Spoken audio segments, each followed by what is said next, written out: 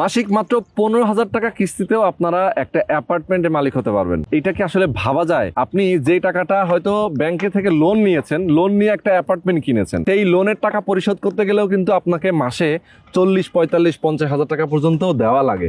But এখানে আপনি মাত্র 15,000 টাকা কিস্তি দিলেই অ্যাপার্টমেন্টের মালিক হতে পারবেন। ভাই কিভাবে সম্ভব এটা? জি, আমাদের এখানে হচ্ছে 1200 স্কয়ার, 1800 এবং 2400, 3.5 বছর, 5 বছর এবং 7 বছর মেয়াদি কিস্তির ব্যবস্থা আছে। মাত্র 15,000 থেকে 40,000 টাকার অ্যামাউন্টে কিস্তির সুবিধা আছে। দর্শক আমাদের এখানে আসবে, কিস্তি পলিসি দেখবে, যার যেমন সামর্থ্য সে সেই রকম ভাবে কিস্তি পলিসি গ্রহণ করতে পারবে। আচ্ছা, এটা হচ্ছে জমি সহ ফ্ল্যাটের কিস্তি, সম্পূর্ণ সুদ মুক্ত। যেমন ধরেন ব্যাংকের থেকে লোন নিলে টাকা পরিশোধ করতে হয়, ইন্টারেস্ট দেওয়া লাগে, কিন্তু আমার এখানে জমি সহ ফ্ল্যাটের কিস্তি চালাবেন কোনো ইন্টারেস্ট ছাড়া।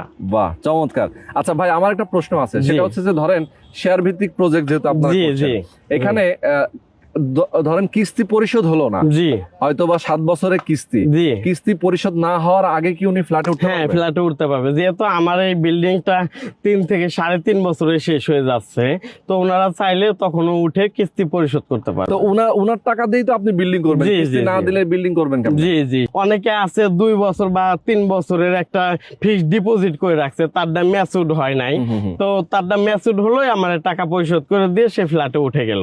কিন্তু সেই ব্যবস্থা যদি তার না থাকে, আমরা হোম লোনের ব্যবস্থা করে দিব তাকে। আচ্ছা, মানে এখানে হচ্ছে যে উনি আপনাকে একটা কোনো না কোনো ভাবে আসলে অ্যামাউন্ট দিতে হবে। হ্যাঁ, এই 3 বছর, 3.5 বছর, 7 বছরের কিস্তি নিলেও তারপরে না উঠাবেন। আচ্ছা, বিষয়টা তো এরকম না যে আপনি 7 বছর পরে কিস্তি চালাবেন, মাঝখান দিয়ে আপনি উঠে যাবেন। যেমন ধরেন আমাকে এখন সে 15,000 টাকা কিস্তি দিছে, তার ফ্ল্যাট রেডি হয়ে গেছে, সে এখন যেখানে ভাড়া থাকে 15-20,000 টাকার নিচে তো ভাড়া নাই। ধরেন আমাকে দেয় 15,000, সে ভাড়া দেয় 15,000, 30,000 টাকা।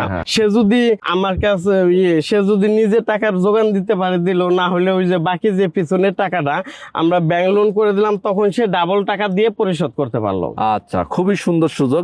যারা আপনারা নিতে চান অ্যাপার্টমেন্ট, অবশ্যই এখানে প্রযুক্তি বিল্ডার্স এর এই বিল্ডিং এ আপনারা আসবেন, এই লোকেশনে আসবেন, জমি দেখবেন, কাগজপত্র দেখবেন, সবকিছু দেখবেন। দেখার পরে যদি মনে হয় আপনার এখানে একটা অ্যাপার্টমেন্ট নিলে আপনার জন্য সুবিধা হবে, অবশ্যই এখানে বুকিং দিবেন।